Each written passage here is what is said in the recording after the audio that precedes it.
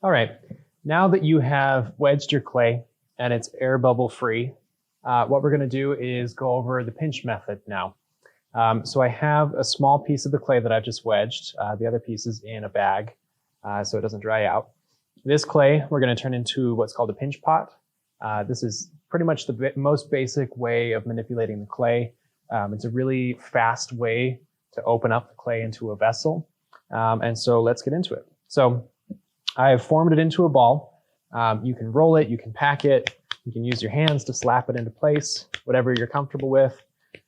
As long as it's a fairly smooth, fairly consistent ball, you're good to go. You're going to find a spot that looks good. Generally, you want to find like a crease or an imperfection. You're going to place it in your hand with the imperfection on top. Take your thumb and you're going to push down until you can feel your thumb pushing on your hand below. Okay.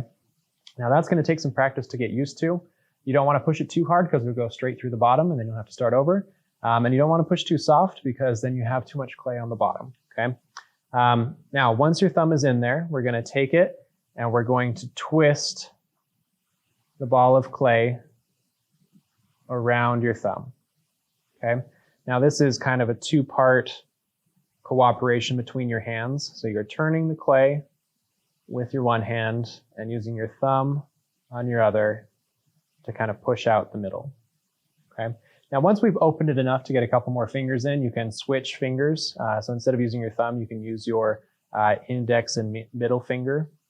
And what we're going to do is we're going to have at least 2 fingers on the outside, if not 3.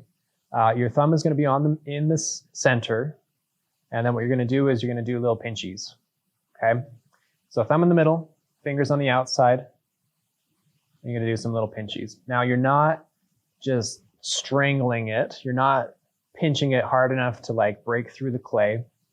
But you're pinching it enough that you're going to move some of the clay a bit.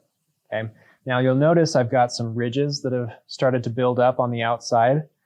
So at this point, after I've gone around once or twice, I'm going to switch hands and I'm going to do the same thing in the opposite direction. Now, some people are really good at pinching straight up and down, and that's great. But if you get these ridges that are kind of diagonal like I do, the easiest way to get rid of that and to keep it consistent is to just switch hands and come back over the other way. Now, the trick to this is just kind of feeling out how thick it is. We don't want any of our pieces to be too thick because if they're too thick, I can't fire them because they'll blow up. So we want pieces that are thin, but still structurally sound. So not so thin that they flop around, okay? Now, the outside of this is pretty much the same thickness. It's about that thick at this point. I'll get a little bit thick or a little bit thinner a little later, but for right now, that's what we're looking for. Now, you may also notice that I have some pretty good cracks going on, okay? If your clay is thick enough, you can squish those together and just kind of pinch them and smooth them out.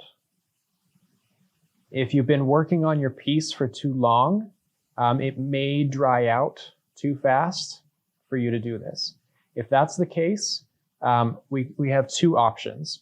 First option is to just start over. And it's probably a good idea to start over just because if it's dried out by the time you're here, you probably need to practice. And I mean that in the nicest way possible, okay? Now, those have smoothed out quite a bit. So if you don't want the practice or don't feel you need the practice and your lip is cracked, you can also take your fettling knife and you can kind of cut around the top when it's leather hard. Okay. Now, there's a couple very common issues with pinching. One is that your bowl is going to be, or your pot is going to flare out really bad. And that is usually because you have your fingers on the inside and your thumb on the outside, when you need to have your thumb on the inside and your fingers on the outside. If you have your thumb on the inside, you're much less likely to have your bowl flare out because it's just the way your hands work. It's just the position. Usually that will solve the problem. Now, if you're having the issue of it being too tall, you may need to switch hands. You may need to try and pull it out just a little bit more, okay? And that's our basic pinch bowl. We want it to be fairly thin, at the very least, only as thick as the side of your pinky. And even that's a little bit thick. If you can go for about half of that, you're gonna be good, okay? All right. All right, so now that our pinch bowl has sat out to dry just a little bit, you'll notice that the lip is still quite cracked, and we have some cracks in the body of the clay. Now, the cracks in the body of the clay aren't a huge deal if you're planning on keeping and glazing this, because the glaze will actually fill in quite a bit of the cracks. But if they are large, a good way to get rid of those is to just take a finger and you're just going to smear those shut. Now, as long as this isn't bone dry, usually you can continue doing it.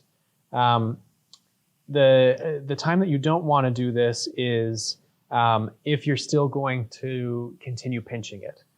Because if you smooth out the whole thing and then you decide, oh, it's still too thick, we need to pinch it out some more, and then you pinch it out some more, the cracks will actually come back a little bit worse than they were before. Now, with the lip, being all cracked as it is, that's not generally an aesthetic we want to keep.